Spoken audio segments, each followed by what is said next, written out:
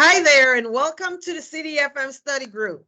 Hi, my name is Helen Thomas, and today we will continue review of CDFM Module 2. However, because we are at the end of Module 2, we are now going to switch to CDFM Module 3.1, Fiscal Law.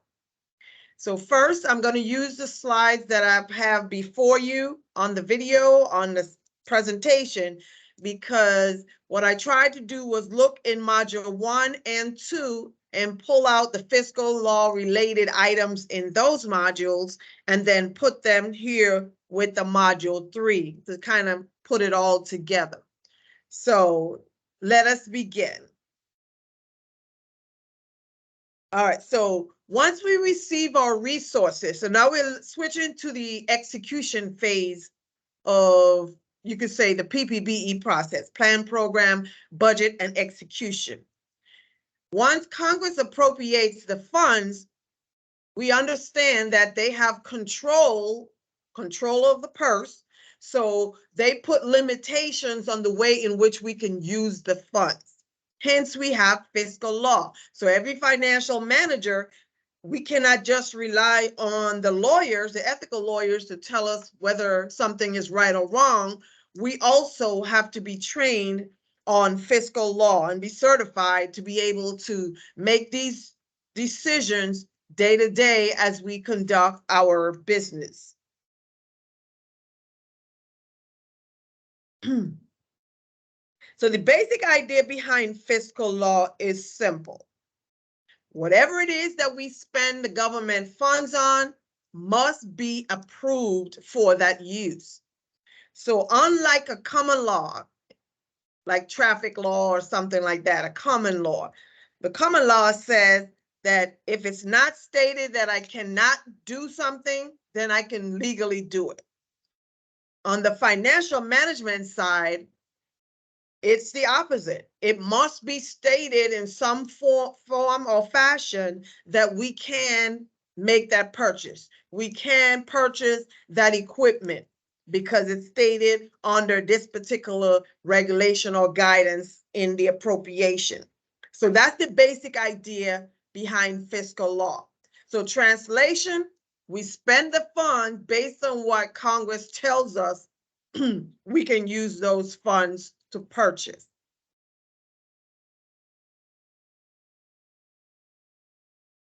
All right, constitutional authority. So before I go into this part of it, we got to go back to Module 1, basic history, that in the United States, we have 3 branches of government: legislative, executive, judicial. Learn them in that order.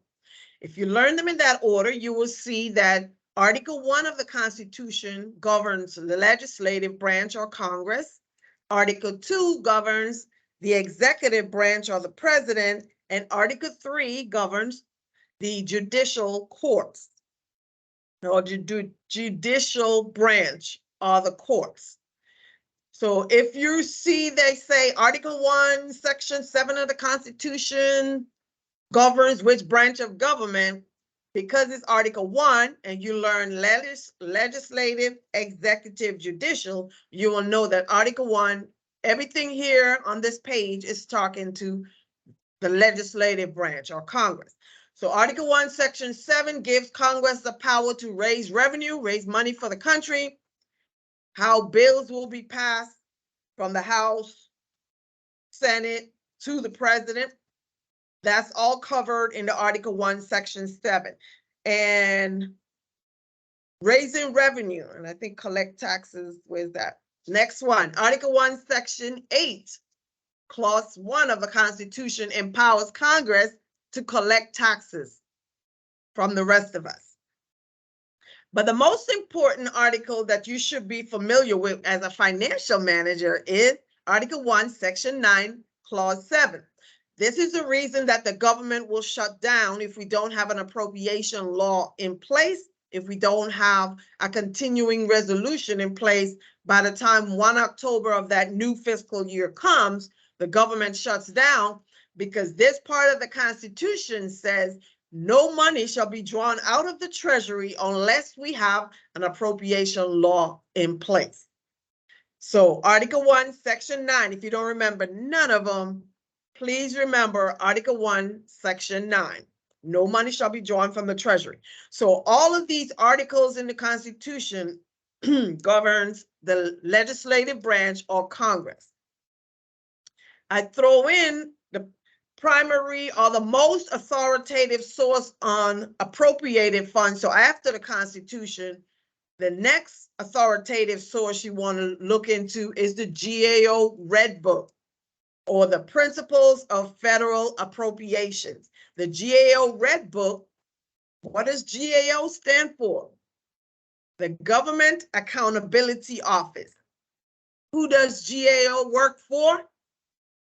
GAO is an independent auditing agency that works directly for Congress. So Congress, once they appropriate the funds and they distribute, the funds are distributed, then someone needs to provide oversight of the executive branch to ensure that the funds are being used in the manner in which they were intended. So that is the function of the GAO. They are the watchdogs. They provide oversight.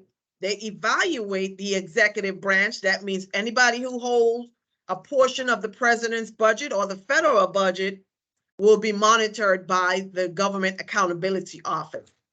So the most authoritative source, once you get from the Constitution, is the GAO Red Book.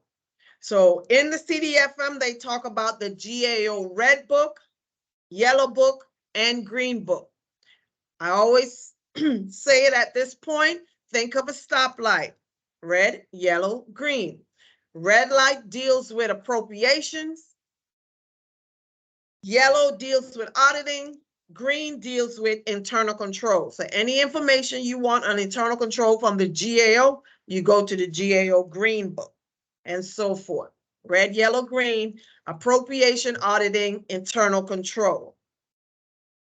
Next, you need to thoroughly understand the difference between authorization versus appropriation, because they all end up being a law. And we're going to touch on the temporary appropriation, which is the CR, continuing resolution.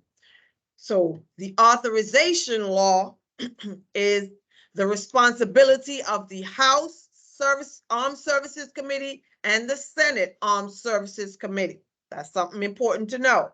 Which House and which Senate is responsible for that function. Because we could take it all the way back to Module 1, because all of this information overlaps. They're not individual stovepipe information, excuse me.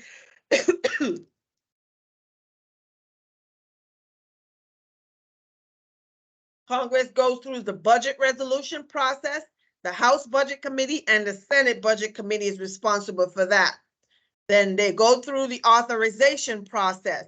The House and Senate Armed Services Committees are responsible for the authorization process. The purpose of the authorization law, once they're done and it goes to the president for the president to sign, the purpose of the authorization law is to authorize the programs, the category of events, the category of missions that the Department of Defense is allowed to do for that upcoming fiscal year. So if they say the authorization law authorizes the funding for specific programs, there is funding listed in the authorization law. So that question is correct. The authorization law authorizes funding for, authorizes appropriations for specific programs. However, the difference between the authorization process and appropriation is governed or conducted by the House and Senate appropriation committees. That's the difference. And once the appropriation law is in place, we have actual funding. So even though the authorization law authorizes the funds for the programs, it is the appropriation law that gives us the budget authority for us to be able to spend the money. And as we learned from Article 1, Section 9, Clause 7, We cannot get any money out of the Treasury unless this appropriation law is effective 1 October. And if it's not effective, then we need to have a continuing resolution, which is a temporary appropriation or a stopgap appropriation law that is put in place, a Band-Aid, a holdover, so that the government does not shut down. There are some restrictions when you're under the CR. It's a temporary appropriation, so we are restricted to spending from the previous fiscal year. So whatever, if it's 1 October and we are under a CR, it means that you're restricted to what you spent the previous fiscal year during October, November, December, or however long it takes them to appropriate the funds. You cannot exceed the rate of operations. So if I spent the first quarter of last year, I spent 5 million, I need to be this year 5 million or less. I cannot spend more. So there are few restrictions under the CR.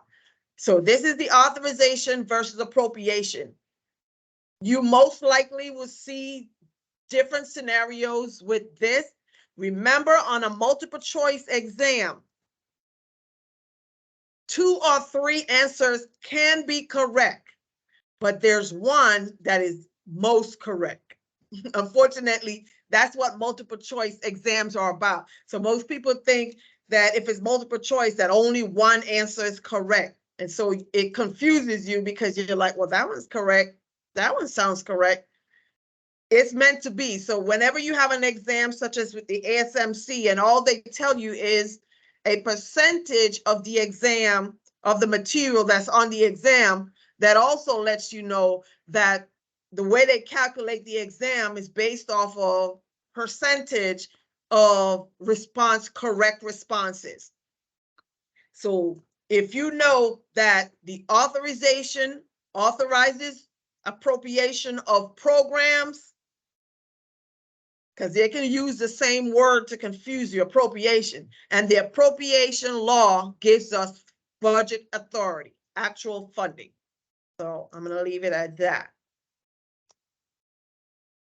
How a bill becomes a law. So this is going back into what I started off earlier with.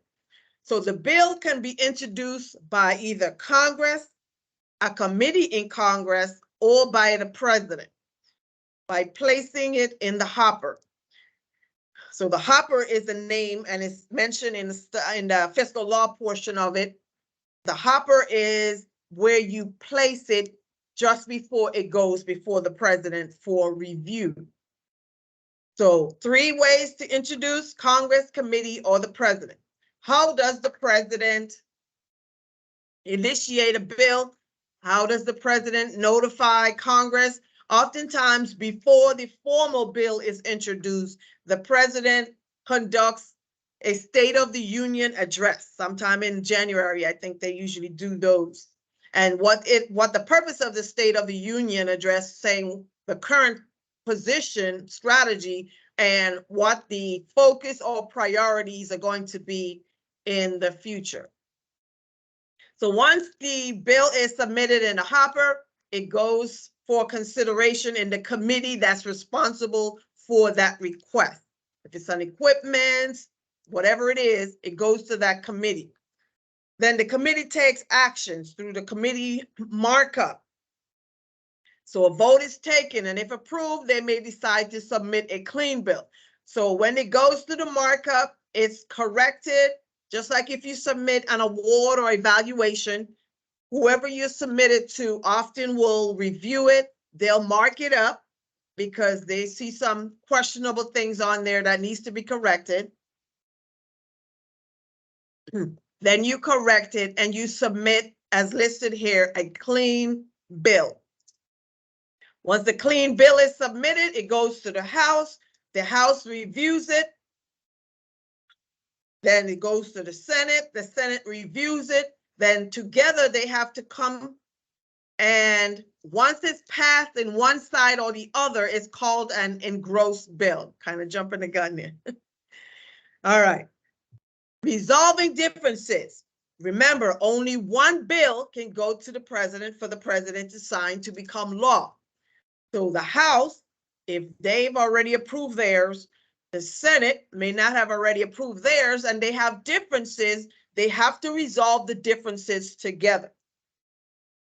Whenever the House and the Senate comes together to resolve differences, it is called the third chamber or the conference committee. So anytime you hear conference committee, that is the time when the House and the Senate comes together to resolve differences. It does not matter if the House sends 5 members and the Senate sends 1 member.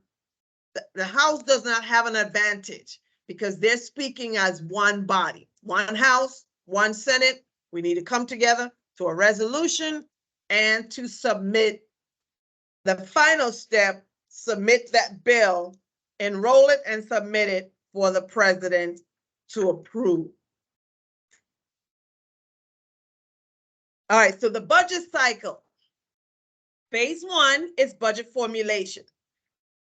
On the OMB Circular A11, if you want any information on the OMB process for budget formulation, execution, auditing, all part of that budget process, flow of funds, control of funds, all of that can be covered in OMB Circular A11. So the formulation piece, I'm just going to run through the steps. They're pretty straightforward. In the beginning of the process, OMB issues guidance, sends it out to the agencies. The agencies develop a draft budget, and then they submit their budget to OMB. Internal review with DOD and OMB during the fall review. Fall review is a point between September and December when the USD comptroller and the OMB sits down and they go over the budget. Personnel sits down. OMB holds hearings on agency's budget during the OMB passback. So passback is the final document or the final result of the fall review. And that is the OMB's decision on what they're going to present to the president for the president to submit to Congress no later than the first Monday in February. Based on law, the president is required to submit the budget to Congress no later than the first Monday in February. That's the budget formulation. Congressional action. Excuse me. So phase 1 of congressional action, I touched on a little just a while ago, the budget resolution process. So this is a concurrent event that happens on the House and the Senate. So what happens before they actually start looking at the president's budget? Once the president submits the budget, the Congress has to determine what guidelines they're going to use as they look at the president's budget. And so the Congressional Budget Office, the CBO, will provide all the historical data, the deficit, surplus, revenues earned for previous years, and so forth and so forth.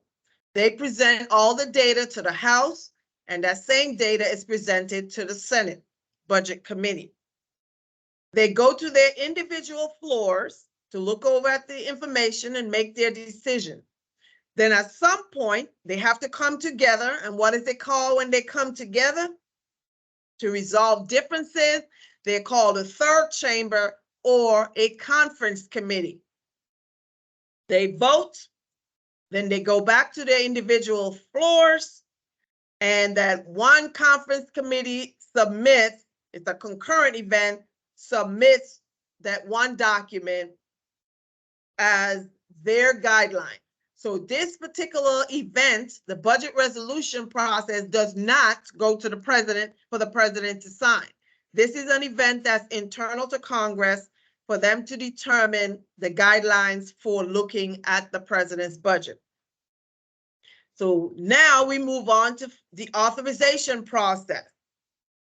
Authorizes programs, the category of things the agencies are allowed to do. The House Armed Services Committee and the Senate Armed Services Committee is responsible for the authorization process. The process is exactly the same. They go to the floors, come together in a conference committee, go back to their floors. If they still have issues, this can go ongoing until eventually they make a decision on one bill. The bill is enrolled, sent to the president for the president to sign. Once the president signs it, it becomes the authorization law.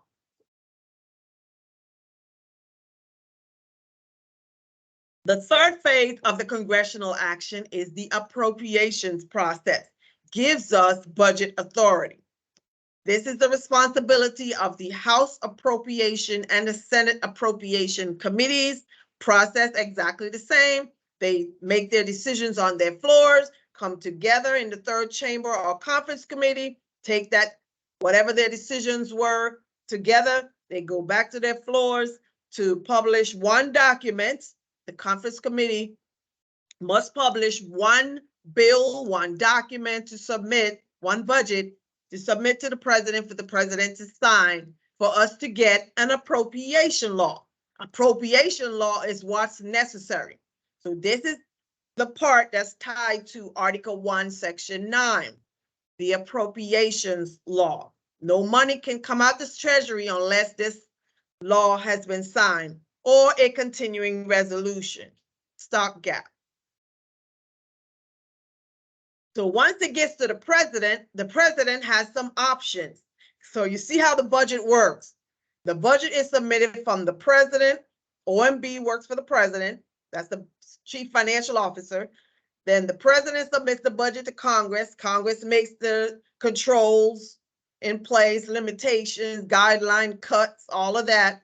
Once Congress appropriates the funds, or once Congress settles on what they want to submit in the budget, it goes to the president, and then the president has to then look at what he submitted, what they marked up, what they took out, and then he has to decide if he's going to sign it, he or she, if they're going to sign it or not.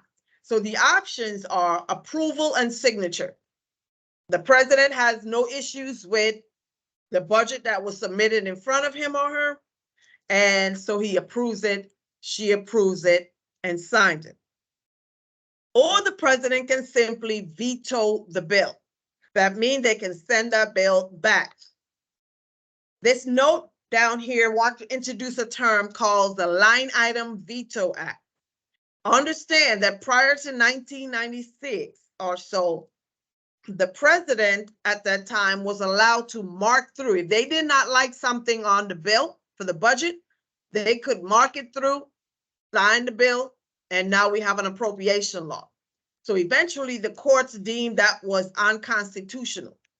So if they disagree with anything, portions of the budget request, they need to veto the entire document, must go back to the originator. They can't just simply line through and mark out certain things they don't like. Now there's two other options. Does not sign but allows the bill to automatically become law is a possibility, or the pocket veto. The difference between the two, the president receives the bill, Congress is in session, and the president does not sign the bill within 10 days, that bill will automatically become law, even without his signature. I repeat, Congress is in session, the president receives the bill, he does not sign it within 10 days, that bill automatically becomes law. The other scenario, the president receives the bill, does not sign it in 10 days, but it does not become law because Congress is not in session. Congress is adjourned.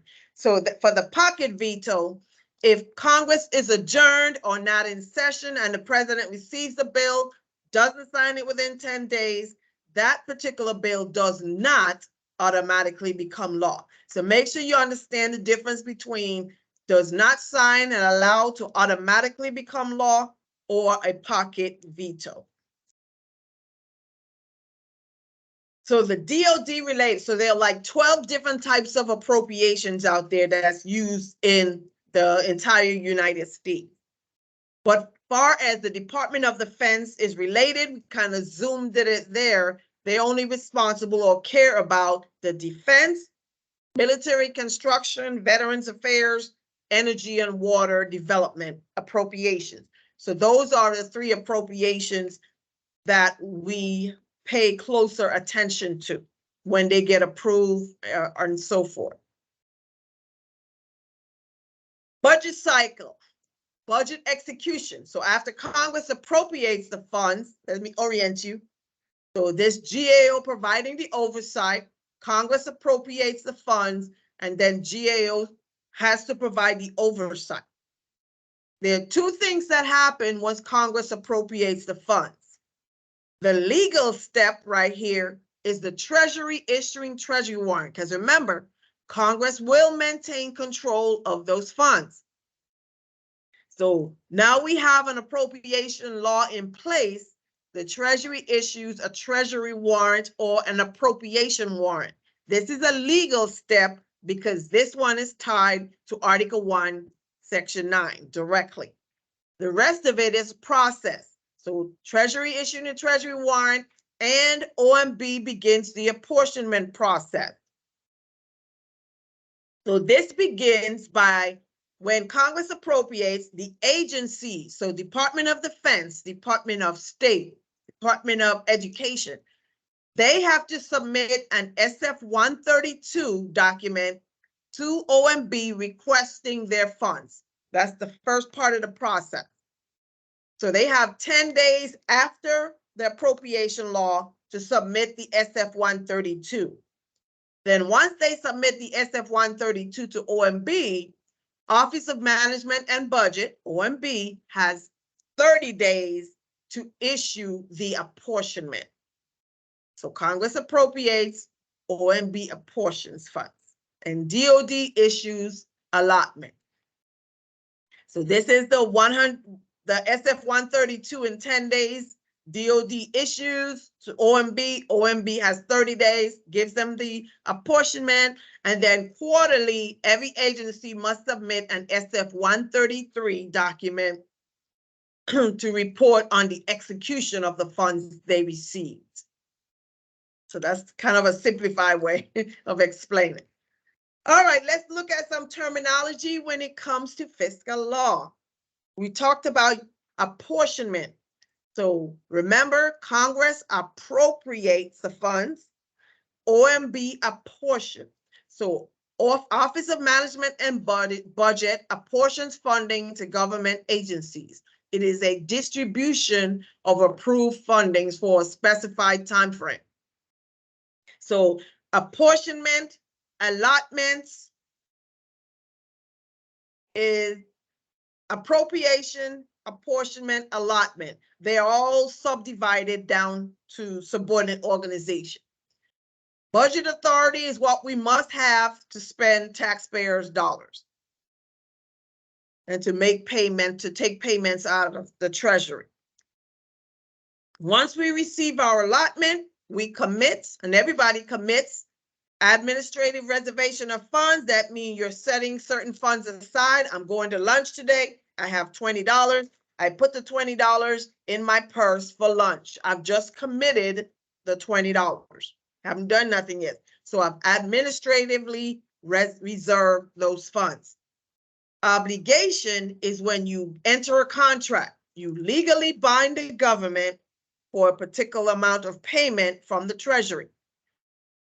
Obligation, I go to lunch, I order my food, I eat the food. Now I'm obligated to pay the food. In most instances, you enter into the contract. Once that contract is signed, that's an obligation. Outlay is the same thing as disbursement, but in the study guide, I don't remember ever seeing the word disbursement in it. So outlay is the formal term, which means the issuance of electronic funds transfers, cash or checks from the Treasury. Whenever you make a payment from the Treasury, that formal term is an outlay. Legally available, let's look at that one. An appropriation is legally available for use on 3 conditions. When the obligation occurs within the timeline of the appropriation. So depending if the appropriation is an annual, multi-year, excuse me, expense type, investment type, whatever type of appropriation you're using, obligation occurs within that timeline.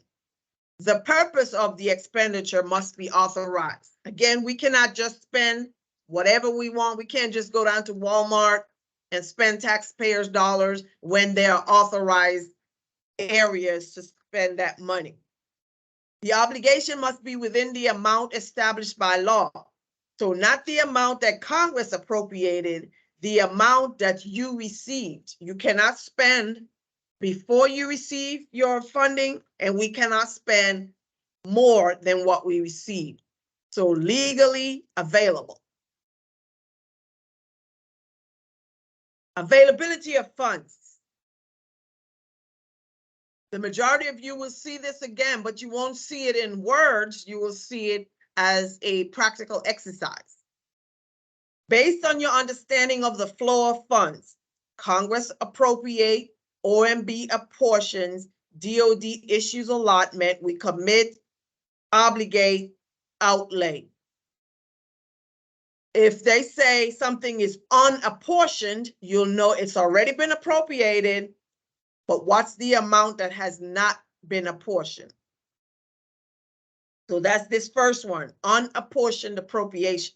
Funds been appropriated, but not apportioned. So depending if they give you, if you look in that section, it'll give you a practical exercise and it'll give you the appropriated amount,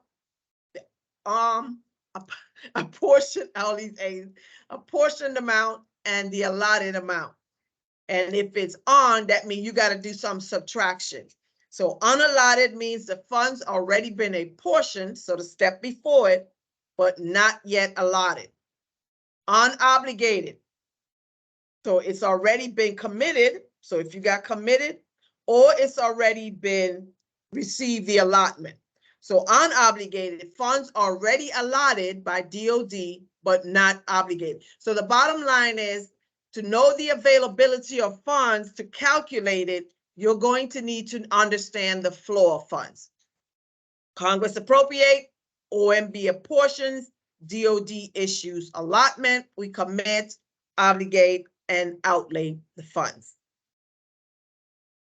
Expire, funds no longer available for new obligations. So we're going to touch some more on these. The expired. Every appropriation stays in the expired state for 5 years. It doesn't mean that you can start a new contract and since you got all these extra funds left over from an expired account.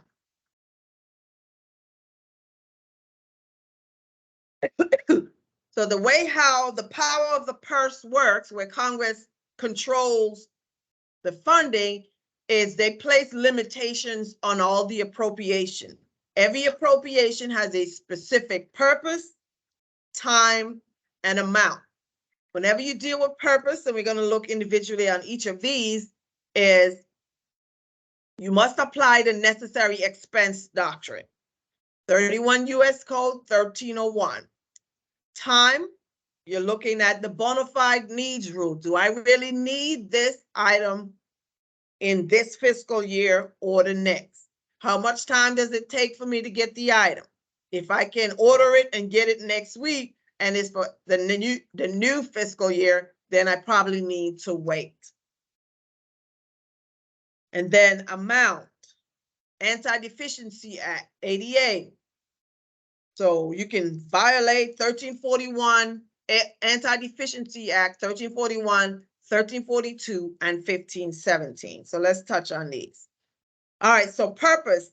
So when I said MIP, you utilize the necessary expense doctrine, and the expenditure can be justified. That means you have to sit and think, after you apply these 3-part tests, can we or should we make this purchase? What I'm trying to buy must bear a logical relationship to the appropriation I'm trying to use. Okay, so am I trying to do a construction project and I'm using a different color of money, O&M for say? Is that legal? Am I trying to use procurement money to do a construction project? So what I'm trying to do must bear a logical relationship to the appropriation I'm trying to use. The expenditure must not be prohibited by law. So I need to know the law to know if the commander comes in and says, I want you to buy this item. Part of the purpose is to understand, is the item that I'm trying to buy under prohibited list, meaning I'm not supposed to buy it. And the three-part test, the third part, expenditure must not be otherwise available within the scope of some other appropriation or statute.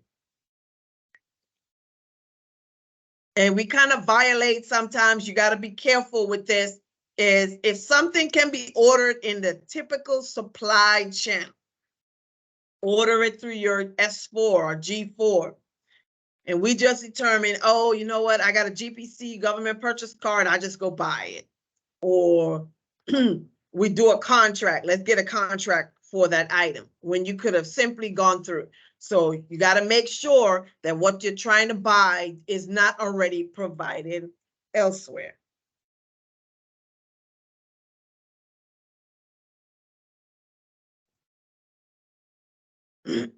All right, bona fide need.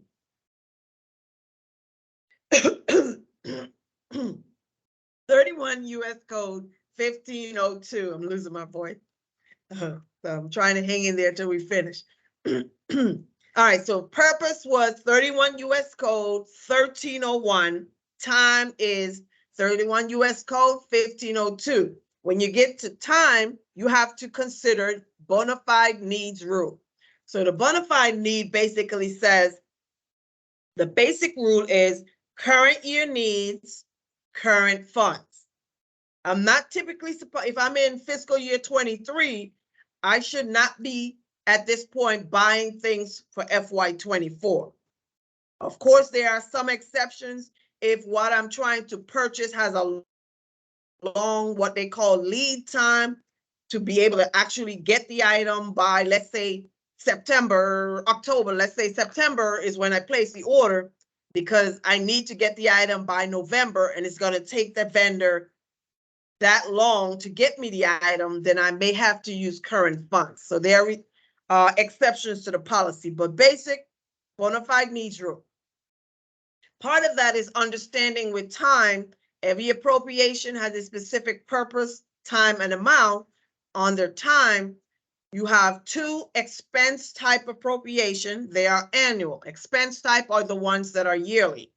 MILPERS, paying your military personnel, and O&M, operations and maintenance.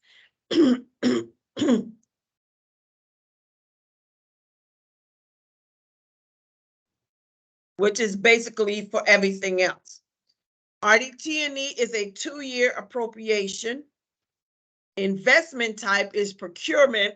I'm buying large ticket items. These are 3-year appropriations. And investment type is also military construction, and SCN is shipbuilding conversion Navy. It is actually a procurement, but I put it here because it's also a 5-year appropriation.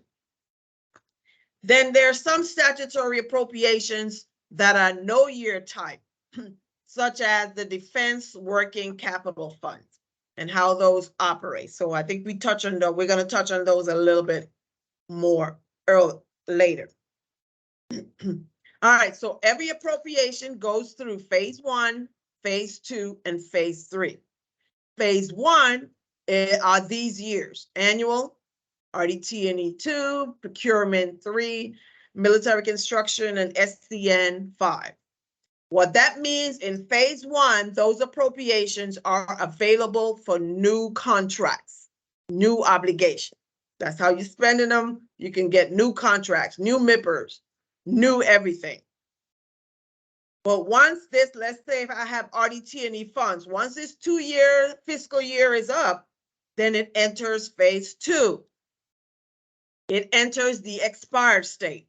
Understand that regardless of what phase 1 looks like, 1 year, 2, 3, 5, every appropriation stays in the expired state for 5 years. So as a financial manager, we're consistently working at least, what, 6 different types of appropriation, because you got all the expired accounts that you're still trying to close and adjust.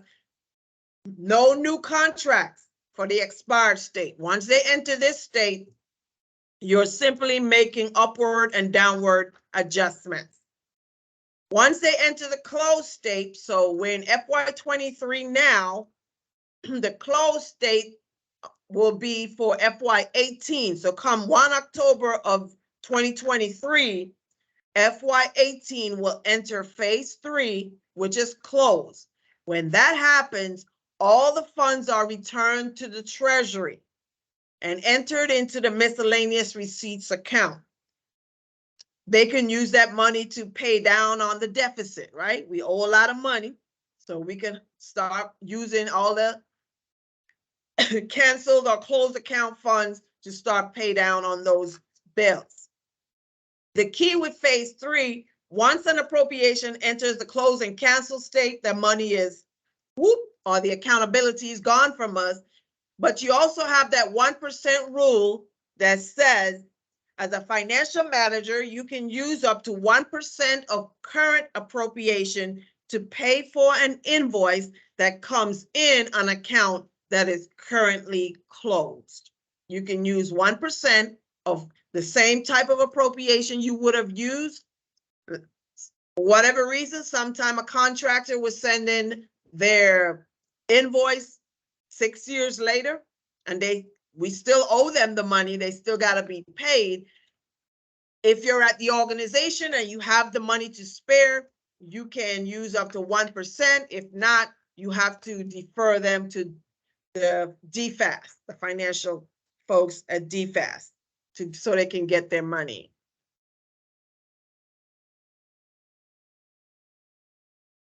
There are 2 types of services that you must consider in 31 U.S. Code 1502.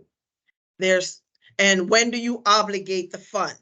Severable service versus non-severable. So a severable service is something like a cleaning contract. You have a company that comes in once a week to clean your offices. You receive a benefit every time they come in. Severable means I can end the contract. You know what, we don't need a cleaning service anymore. I can end the contract because it's stated in the contract, needs of the government, we can get out of the contract, no issues. A non-severable service is one, once I start the job must be completed for me to get a benefit. I'm repairing a building. Can't just repair one side of the building. The benefit is in repairing the entire building, for example. So back to severable service. When do you obligate the funds? If the contract is 12 months or less, as it's stated, you can obligate the full amount of the contract, that regardless of if it crosses fiscal year. For instance, if the period of performance on a severable service starts 1 September and it goes for 12 months, I can obligate current funds up to 12 months of that contract.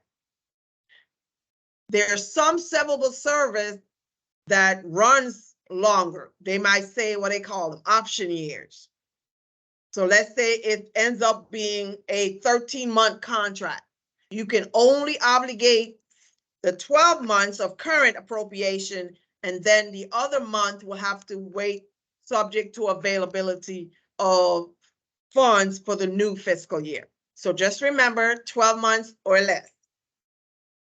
Non-severable, for the same reason as the definition that the job must be completed in full, the government will obligate the entire amount for the project to achieve a usable end product.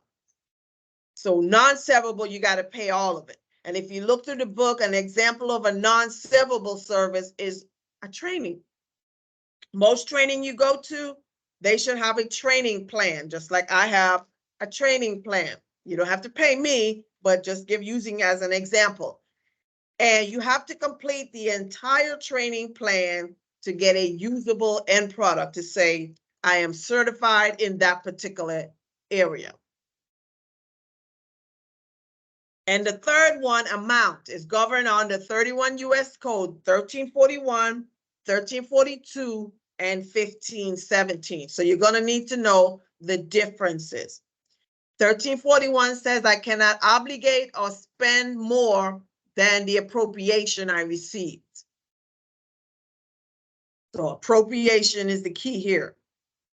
1342, I cannot accept voluntary services unless it's a statutory organization that already have approval to operate and accept volunteers. Or if it's a position that you can lower the wage to zero, then you can accept voluntary services.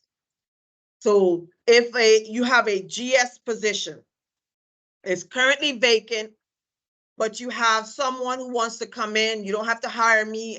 I can volunteer to come in, help you do some unliquidated obligations. You don't have to pay me. Legally, you cannot accept that free service because that is a paid position. So the key here with voluntary service, if that position is a paid position, a person cannot come in and volunteer.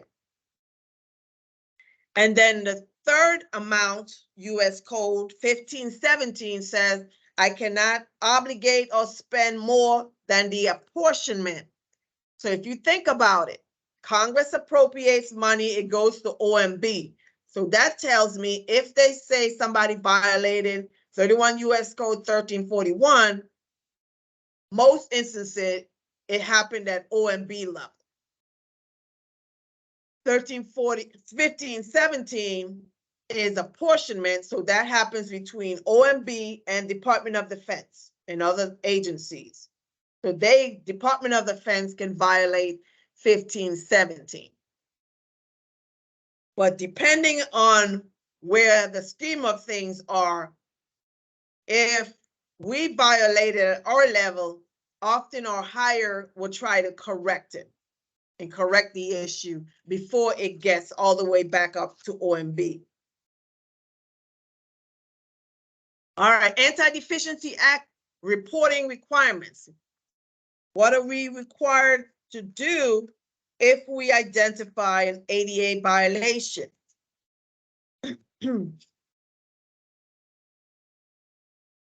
Keeping my hand on this particular page because if I don't see it in my slides, I'll go over it in the end. I don't want to miss that. All right, funding flow report. All right, so it's 4 months. Yep. All right, so from the 2020 book, it says that you must report it to your hire within 10 days or 2 weeks of discovery.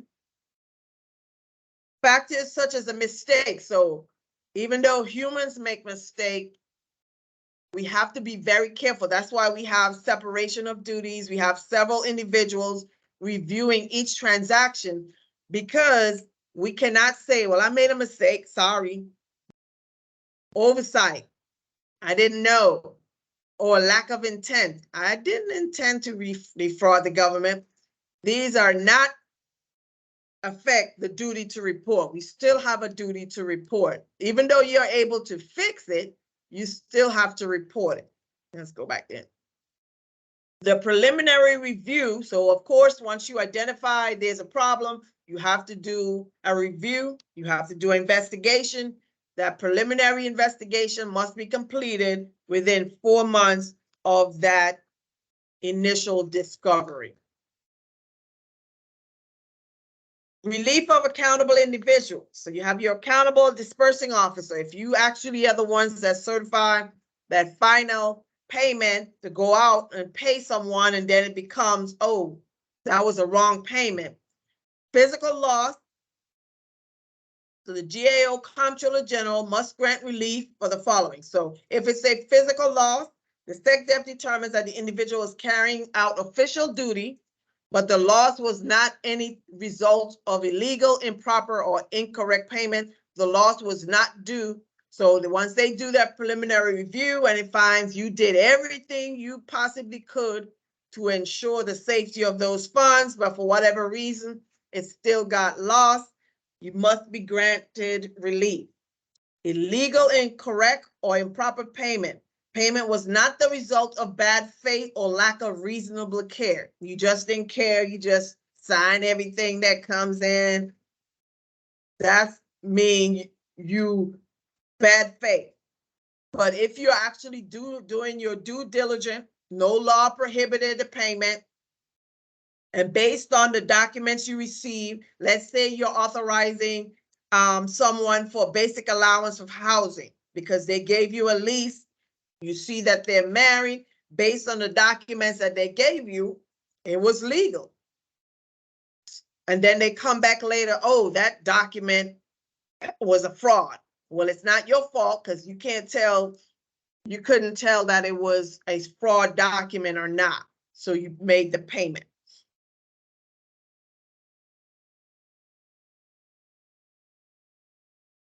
Statute of limitation.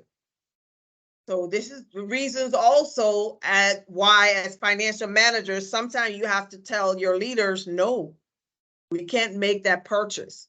Or you give them alternatives in ways in which they can get what they want, because if it's an error that we made, the statute of limitation is 3 years from the time the Comptroller General receives the account.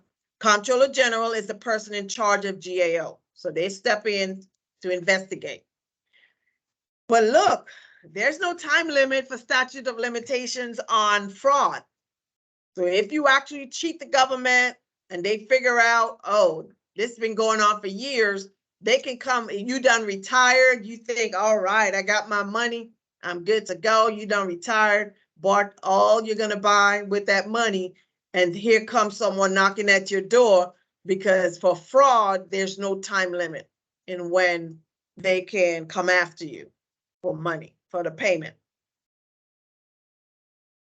Feed and Forage Act, kind of throw this in here because not too many people are familiar with it, but on the 41 US Code, in most instances, in all the other ADAs we talked about, anti-deficiency acts, you cannot spend money that you don't have.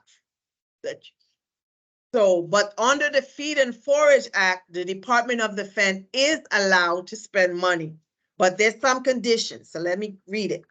It authorizes the Department of Defense to incur obligation more in excess of available appropriations in buying or furnishing. So these are usually in a deployed location after an earthquake, and we go to help out after a hurricane, fire, or whatever, and we go to an area and we need to purchase food, fuel, place to stay, transportation, medical supplies, and we don't have enough authorized, we can actually go out kind of like on credit and purchase those particular items. Only the Department of Defense is authorized to use 41 US Code. So that's something, of course, that's important for you to know. 41 US Code, Feed and Forage Act, allows the Department of Defense to spend in excess of available appropriation. The GAO standards, basic standards for internal control. And internal control was what type of, was the GAO regulation on internal control? The GAO Green Book, to kind of recapping when we started off. So the GAO basic standards are control the environment by having that positive attitude that supports internal control. Make sure you do your risk assessment. Everything that we do, our last monthly training in our organization was on risk management and risk mitigation methods. So risk assessment, assess the risk, mitigate the risk.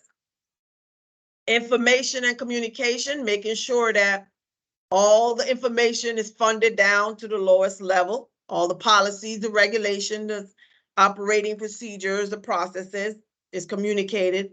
And monitoring is a very important step because it assesses the quality of the work that's being done and ensure that findings on your audits are corrected. You can have identified deficiencies, but if you don't make sure they get fixed, every time somebody come and evaluate you, the same error is there. Existing control activities. Internal control activities help ensure that management's directives are carried out. So whenever you have a list, the crime is the acronym, but make sure you know the difference between controlling activity, controlling the environment. Control. All right, so let's switch to ethics, exceptions to the policies, gifts. Can we accept gifts from outside organizations if we're a federal employee, a government employee?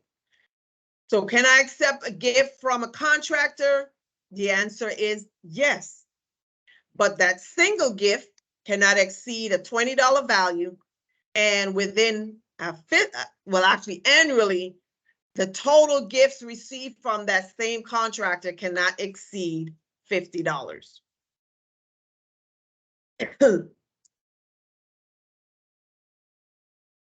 I can accept a gift from a contractor or outside agency if the gift is based solely on personal relationship. I knew this individual before my job. We went to school together. We went to different college together. Personal relationship.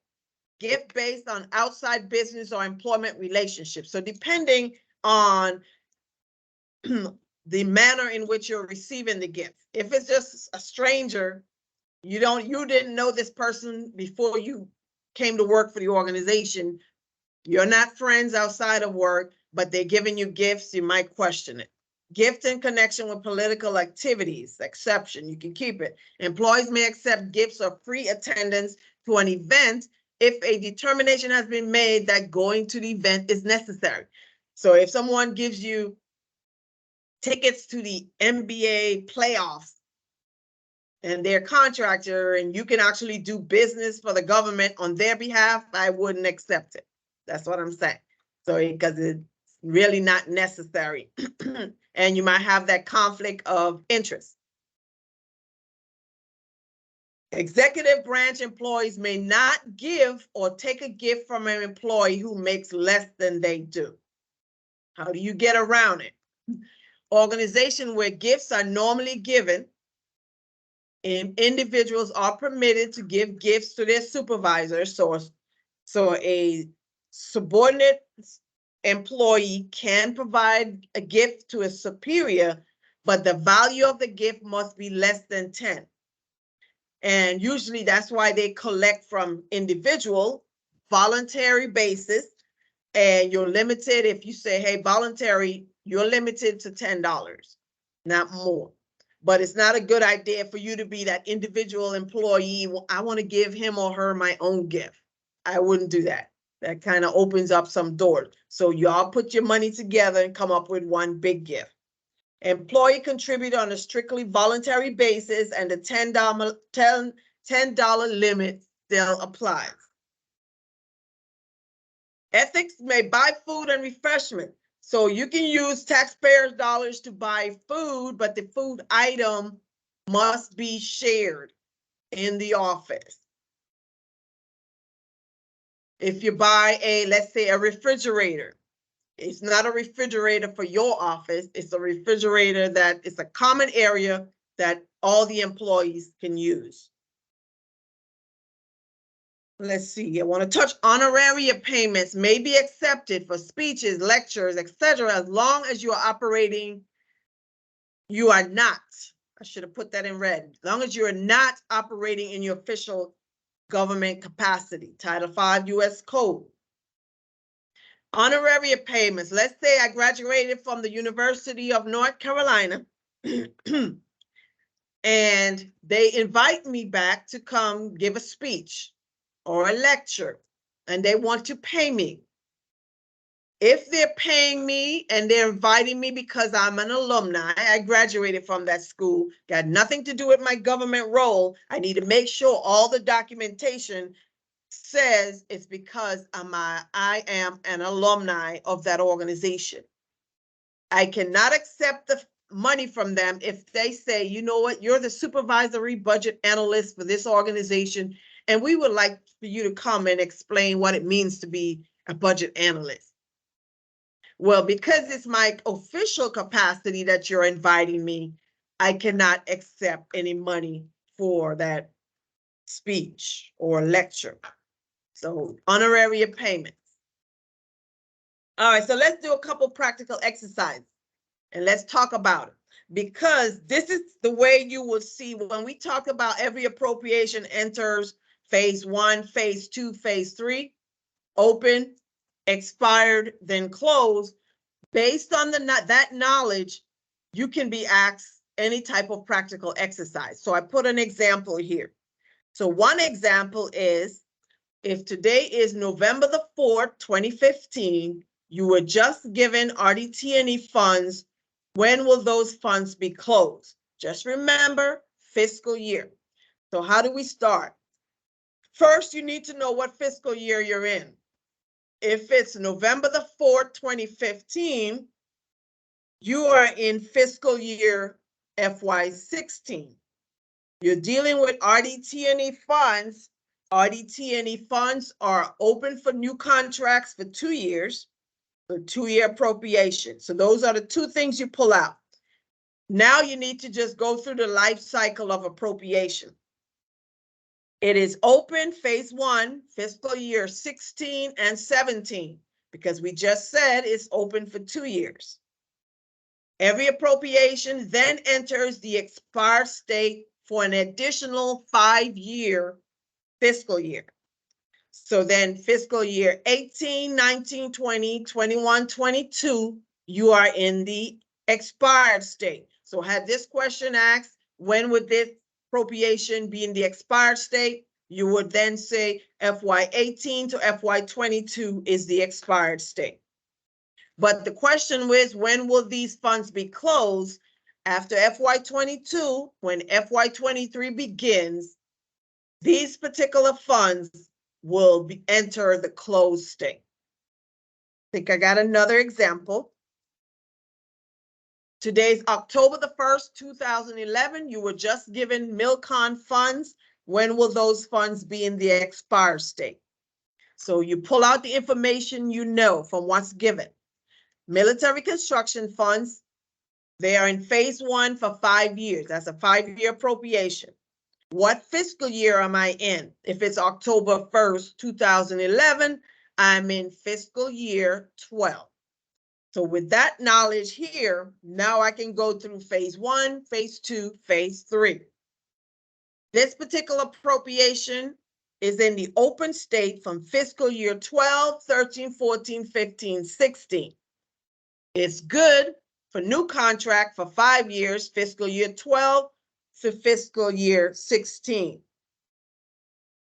It's expired an additional 5 years, fiscal year 17, 18, 19, 20, 21. That's my expired 5 years. And then after 21, FY22, it enters the closed state. With the CDFM, make sure you read the question to know what they're asking you. So once I write down on my scratch paper all this information, then I go back to the question. The question says, when will these funds or those funds be in the expired state? So the answer to the question being asked, it is in the expired state from FY17 to FY21. All right, I just want to put that out there.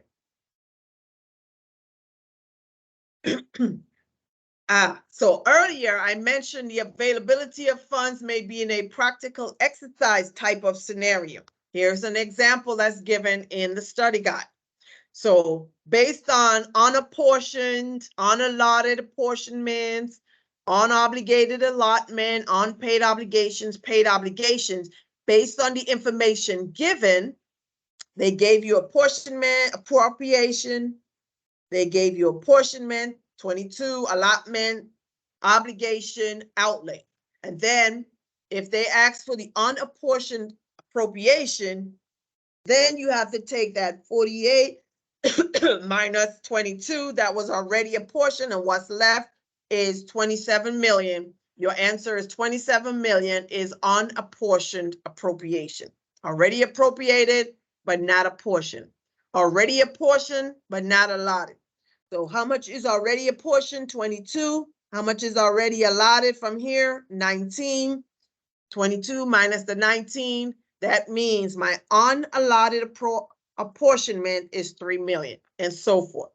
So that's how you will see the information again if you see it in the future.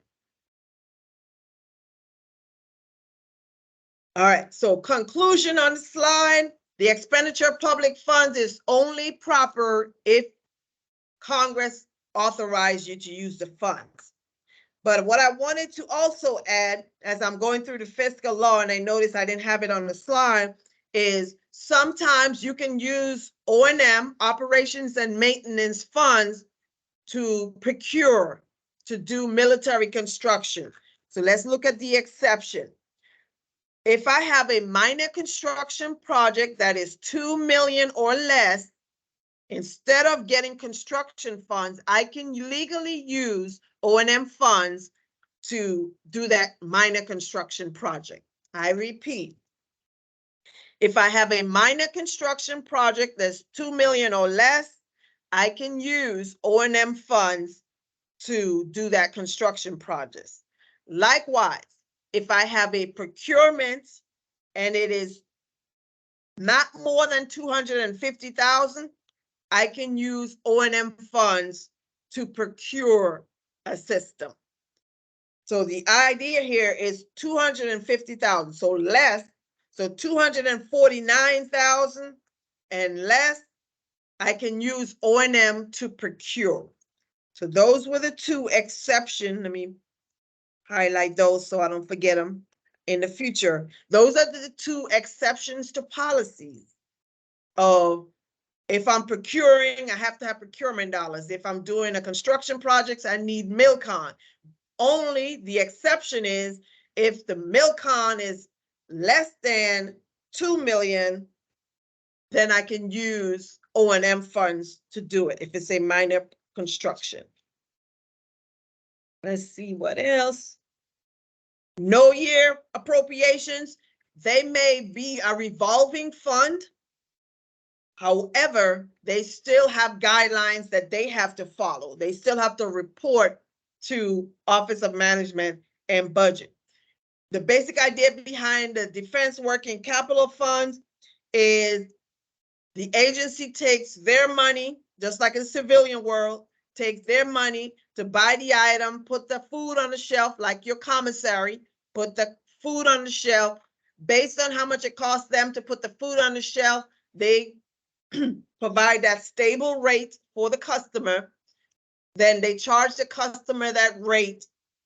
And the following year, they do the same thing, but they have to then look at, are they earning a profit? Because the difference between the civilian side and the government side, the goal of the working capital fund is to break even, not to earn a profit. So they have to adjust the prices that they're charging us for the commissary or the other working capital funds every year. That's why you see the prices change, because they cannot earn a profit. So sometimes you'll see, oh, the meat is cheaper at the commissary, because that means for the past few years before that, they've been earning a profit. So now they're forced to lower their price. Now, how can no year appropriation be canceled or working capital fund be canceled? There are two ways. If the head of the agency or the president says that the purpose for which that working capital fund was set up to operate with no year appropriation is already exhausted, then you can cancel the no year appropriation. Or if there's been no disbursement, no activity on that no year appropriation for 2 consecutive fiscal years, 2 years in a row, and there's no expenditures on that no year appropriation, then you can cancel a no year or a working capital fund. All right, so those are the only two things I noticed that I did not have on the slide. All right, well, that's all I have for today. Woo, that was a lot. Now, fiscal law accounts for the majority of the questions on your module 2. So even though it's in the main part is in 3.1, again, inclusive. So that's why I did this slide, this video, to try to pull module 1, 2, and 3 together to cover all the fiscal law. Because let's see, fiscal law accounts for 34.9. So about 35% of the questions you're going to be asked on the module 2 exam comes from fiscal law. 17.1% comes from strategic planning and organizational management. Cost and economic analysis is 14.4. And the other big part is defense budget process. So that was competency 1. So competency 1 in module 2 and the fiscal law accounts for 67% or more. So about 68% of the exams. Now, let me put this disclaimer out as I'm interacting with individuals that have the study guide and they're studying and they take the exam and they see things on the exam that's not covered in the study guide. That is definitely possible. The study guide accounts for about 95% of what you need to know to be successful. So you need to, that's why I consistently go over the material. You'll hear me consistently repeat things because you need to know this information, ins and outs, the processes, the key individual, the documents, what happens when. You have to understand all of that to be able to be successful on the exam. Doesn't mean you have, I do not recommend just memorizing what's in the book. Do you understand the process? If I give you a topic and I say the flow of funds, talk to me about the flow of funds, can you repeat the process from a blank sheet of paper? You're not going to know every single thing. I haven't found anybody yet. Maybe you might be that lucky person where you knew every single thing on all of the exams. It's not that way. It's knowledge-based. So approach the information as who done it? Why did they do it? Who needs to do it? What did they produce? Why? When? How? Those are all the questions as you read through the material you're trying to answer, because you will possibly see information. And it doesn't mean that it's not one of those tests where you like the schoolhouse test. Hey, that was not in the study material, so can we get some points for it? No, this is a certification exam, because if you look good enough in your study guides, you will see a bunch of laws, regulation, policies, guidance, definition, things that I don't cover, and most people don't go back to the glossary and go through all of it.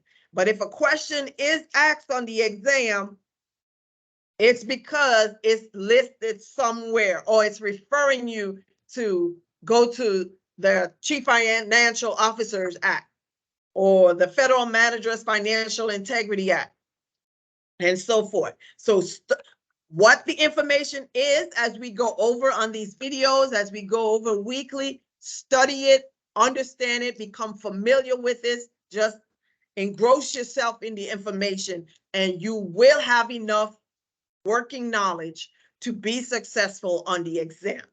So if you have not already subscribed to our YouTube page, please do so. The more activities that the page receives, the more that the YouTube folks will publicize. As people Google CDFM information, they'll see the videos pop up because people are actually interacting with the YouTube. So please subscribe.